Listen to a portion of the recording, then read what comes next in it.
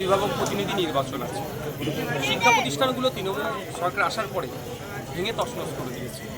অভিভাবক প্রতিনিধিদের নির্বাচনে আমরা অংশগ্রহণ করেছি। এই অংশগ্রহণ করার সময়তেও নমিনেশন যাতে তুলে নেয় অনেক ভয় ভীতি দেখিয়েছে। তারপরেও আমাদের আইসিএসের পক্ষ থেকে যারা কন্টেস্ট করছে তারা সাহসিকতা দেখিয়ে তারা রেখেছেন। আমরা আজকে এই ক্যাম্পেইনে এসেছিলাম। আমরা প্রচার করছি মাদ্রাসার শিক্ষার পরিকাঠামো আমূল পরিবর্তন করব। কারণ এই মাদ্রাসায় অনেক অভিযোগ আছে, হোস্টেলে নাকি 12-13 জন থাকে, 50-60 জনকে দেখিয়ে তা অবৈধভাবে টাকা লুটা হচ্ছে এবং এই মাদ্রাসার অনেক সম্পত্তি আছে সেইগুলো অবৈধভাবে ব্যবহার হচ্ছে, যেগুলো শিক্ষা প্রতিষ্ঠানের স্বার্থে কাজে লাগছে না, সেইগুলো উদ্ধার করা, মাদ্রাসাকে ফিরিয়ে দেওয়া মাদ্রাসার সম্পত্তি এবং মাদ্রাসার শিক্ষক থেকে শুরু করে ছাত্র থেকে শুরু করে যে বিশৃঙ্খলাতে একটা আছে সেটা শৃঙ্খলা আবদ্ধ করা, এই শিক্ষা প্রতিষ্ঠানের জানকে ফিরিয়ে নিয়ে আসা। সেই জন্য আজকে আমাদের এই একটা নির্বাচনী সভা ছিল। গতকাল রাতে মুখ্যমন্ত্রী সাংবাদিক বৈঠক করলেন এবং সেখান থেকে জানালেন ডিএমইকে অপসারণ করা হবে এবং ডিএইচএসকে করা হবে। এ বিষয়ে কি বলবেন? দেখুন, একটা কথা বলি, সেই কথায় আছে না, সেই অমুকজন জল খায় গুলিয়ে খায়, ব্যাপারটা সেটা হয়ে গেল।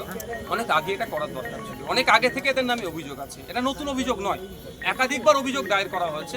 কিন্তু দুর্ভাগ্যের বিষয়, জানি না কথাকার পার্সেন্টেজ কোন জায়গায় যে পৌঁছাচ্ছে বা অন্য কোনো শর্ত আছে নাকি জানি না, এদেরকে যেন সে জায়গায় রেখে দিয়েছিল।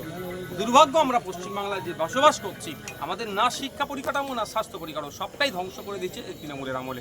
এখন পরিবর্তন আপনার কি বলে ট্রান্সফার করেছে, তো নতুন মানুষকে নিয়ে এসেছে।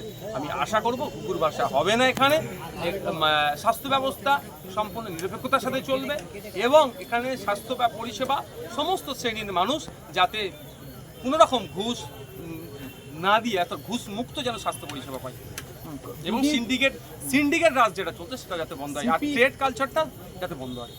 সিপিকে বিনীত গোয়েলকে সরিয়ে নতুন সিপি, এটা এক ঢিলে দুটো পাখি মারলেন মমতা ব্যানার্জি মহাশয়, এক ঢিলে দুটো পাখি মারলেন।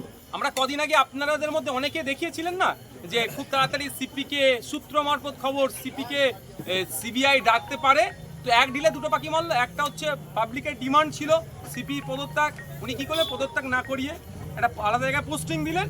আর এখন যদি ওই যিনি যে এসটিএফ এর এডিজি হয়ে গিয়েছেন তাকে যদি ডাকে আর সিপিকে ডাকার মধ্যে অনেক বিস্তর তফাৎ, সেই হিসেবে এক দিয়ে দুটো তুমি পাখি মেনে নেবে। মানে আপনি কি বলতে চাইছেন সিপিকে ডাকা হতে পারে? মানে আমি যতটুকু আপনাদের আপনার সংবাদ মাধ্যম থেকে জানতে পারলাম, সূত্র মারফত তারা দেখিয়েছিল যে সিপিকে ডাকতে পারে। তবে আমি একটা কথা বলতে পারি, এখানে জোর গলায় টালা থানার ওসির একার ক্ষমতা নাই, তিনি যে অন্যায়গুলো করেছেন ওপরে কোনো হেভিওয়েটের হাত আছে। সেই হেভিওয়েটের হাতটা কোন স্তরে কিভাবে এসে পৌঁছেছে টালা থানার ওসিকে জিজ্ঞাসাবাদ করলে নিশ্চিতভাবে অনেক বলতে পারবেন। হয়তো টালা থানার ওসিকে কোনো ডিসি বলেছিলেন বা এসি বলেছিলেন, এবার ডিসি আর এসি কোনো বড় সাহেবের অর্ডারের জন্য হয়েছিল, বাট কোনো বড় সাহেব আবার কোথাকার অর্ডার পেয়েছেন সেটা স্টেপ বাই স্টেপ যদি সিবিআই সঠিকভাবে এগিয়ে যায়, কোনো পলিটিক্যাল মোটিভেটেড না হয়ে যায়, যদি নিরপেক্ষতার সাথে সিবিআই মামলাটা তদন্ত করে তাহলে বেরিয়ে আসবে। আচ্ছা, আরজিকর কাণ্ডে আর সুপ্রিম সব কোর্টে থেকে বড় কথা হচ্ছে টালা থানার ওসির ফোন কল নিলে তো অনেক কিছু হয়ে যায়, তার লিস্ট কি আছে না আছে সেগুলো তার লোকেশন দেখলেই তো বুঝে যাবে। আরজিকর কাণ্ডের ঘটনায় সুপ্রিম কোর্টের নির্দেশ, হাসপাতালের নিরাপত্তাকে সুনিশ্চিত করতে হবে, জুনিয়র সিনিয়র ডাক্তারদের সঙ্গে কথা বলে সুনিশ্চিত করতে হবে, বায়োমেট্রিক পদ্ধতি বসাতে হবে এবং আরও বেশি সিসিটিভির চাদরে মুড়ে ফেলতে হবে যে কোনো মেডিকেল কলেজে। দেখুন, সিসিটিভিটা একটা গুরুত্বপূর্ণ ভূমিকা পালন করে। দেখুন, যাদের মনে আমি করবো এই ধরনের কোনো প্রবণতা থাকলে সিসিটিভি থাকলে একটা ভয় পেয়ে যাবে।